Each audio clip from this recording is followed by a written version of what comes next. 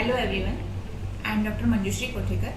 I am an IVF specialist practicing at Chembur, Ghatkopar and Thane area. So today I am going to talk about sperm analysis or semen analysis. When a couple presents with infertility, male infertility is contributory in 50% of the cases, and it can be diagnosed by a simple test which is called as semen analysis. It doesn't require much, the husband just has to give a semen sample. Yet it is missed many times by the couples or the doctors also. So sperm analysis has to be done ideally at a laboratory where there is a facility available for sperm collection. There should be a separate room for sperm collection ideally. In case you collect the sample at home, the sample should reach within half an hour to the center. Now let's see what are the parameters checked in the sperm analysis report. The report will tell us about the viscosity of the semen sample. Viscosity is related to the time taken by the sample to liquefy, and if the sample is too viscous, it's a problem. The report will also mention about sperm count. The count is measured in millions per ml of sperm sample, and the reference range as mandated by WHO is 15 million per ml. The count should be more than 15 million per ml. Anything less than that is called as oligospermia. The report will also mention about motility.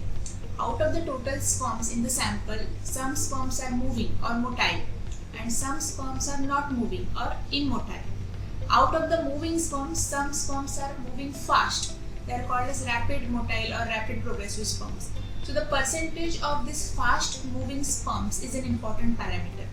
It should be more than 32%. Anything less than that is a problem again.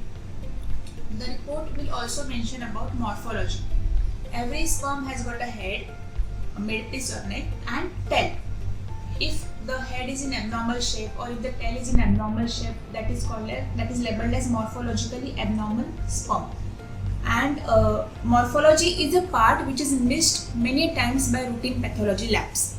Because for morphology checking, the slide has to be stained and then it is evaluated by an andrologist, by a skilled andrologist. Then measure the percentage of normal looking sperms. The normal looking sperm should be at least 4% of the total sample.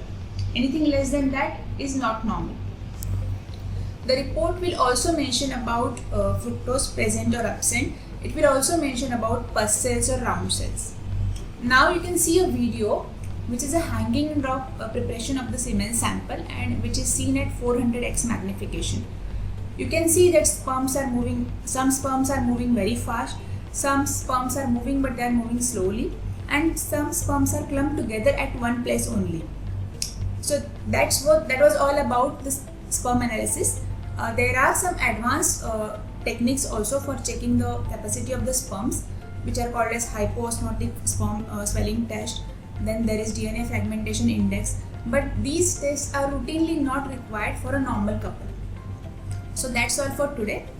Thank you. If you have any questions about this, you can contact me on this number or you can come for consultation at our clinics which are at Chembur area.